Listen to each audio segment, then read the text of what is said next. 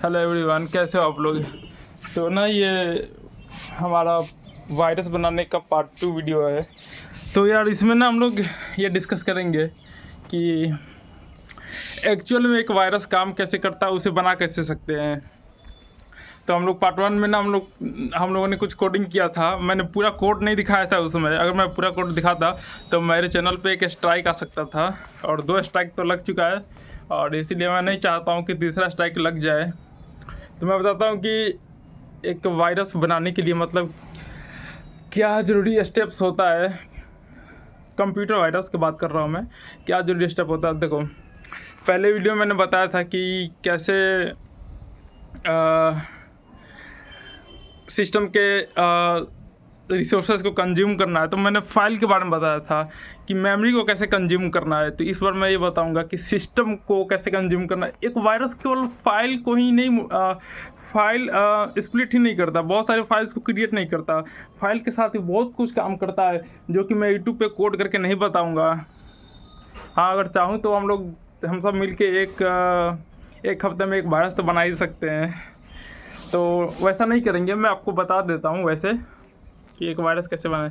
देखो यार, कोई किसी भी प्रोग्राम लैंग्वेज में आप बनाओ तो कुछ स्टेप्स को आप याद रख लो वायरस बनाने के लिए। पहला ये कि देखो हमें ना, जैसे कि विंडोज़ के लिए बना रहे हैं तो वायरस अधिकतर विंडोज़ के लिए बनाया जाता है, तो विंडोज़ के लिए ही बनाओ तो अच्छा रहेगा। तो सबसे पहले ना विंडोज़ का जो रजिस्ट्री होता है उसको मॉडिफाई कर दो, पूरी तरीके से उसको मॉडिफाई कर दो वायरस से। और दूसरी चीज़ ये है कि जो CMD है विंडोज़ का टर्मिनल, देखो यार किसी भी ऑपरेटिंग सिस्टम में हर एक टर्मिनल तो होता है।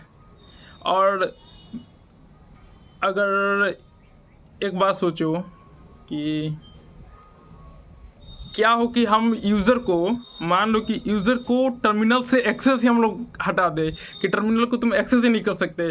जब भी टर्मिनल खोलो तो कुछ कुछ कुछ शो ही ना हो, ब्लैंक शो, तो उसका भी उपाय है। तो देखो क्या होता है ना कि विंडोज़ में मैं तो जानता हूँ, मैंने मॉडिफाई भी किया है टर्मिनल के कॉन्फ़िगरेशन को।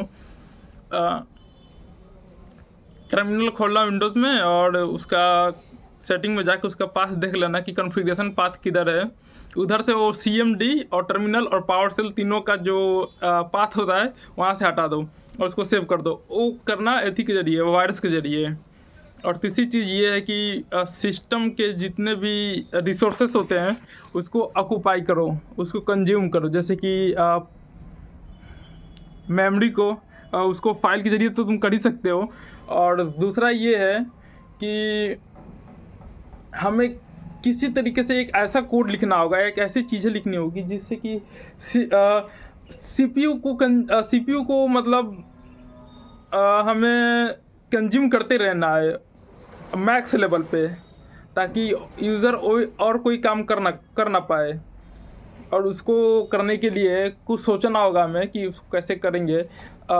किसी भी इंटरनेट पे जाके आर्टिकल पढ़ो और थोड़ा चैट जीपीटी का इस्तेमाल करो और देखो कि कैसे करते हैं उसको, कैसे CPU को कंज्यूम किया जा सकता है। तो चैट जीपीटी तो बता ही देगा, और इंटरनेट से भी कुछ आर्टिकल पढ़ लेना इसके बारे में कि कैसे कंज्यूम करना है।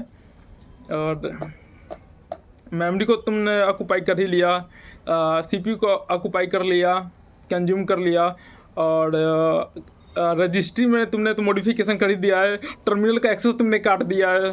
और खुद के कोड को रेप्लिकेट करना, ये मेन पॉइंट है। एक अच्छा वायरस अपने खुद के कोड को रेप्लिकेट करता है अलग अलग डायरेक्टरीज में, ताकि यूज़र एक डायरेक्टरी से वायरस को हटाए तो दूसरे में रहे, दूसरे डायरेक्टरी में रहे, दूसरे से हटाए तो तीसरे डायरेक्टरी में रहे। खुद को रेप्लिकेट करो अलग अलग डायरेक्टरीज में, ताकि समय आने पर अगर यूज़र अगर डिलीट भी करता है उस फोल्डर को, तो उस फाइल को, वायरस के फाइल को, तो किसी दूसरे फोल्डर से वो एक्टिव हो जाए। और ये सब काम थ्रेडिंग से हो तो अच्छा रहेगा, क्योंकि थ्रेडिंग एक बहुत अच्छा ऑप्शन है। मैं ये करके तो नहीं दिखाऊंगा कि मैं ये करके दिखा दूँ तो कोड करके दिखा दूँ तो यूट्यूब क्या कहते हैं उसको, चैनल ब्लॉक ही ना कर दे तीसरे बार। 2 बार तो क्या कहते हैं उसे, सैंक्शन टाइप होता है ना कुछ यूट्यूब का, क्या कहते हैं उसको।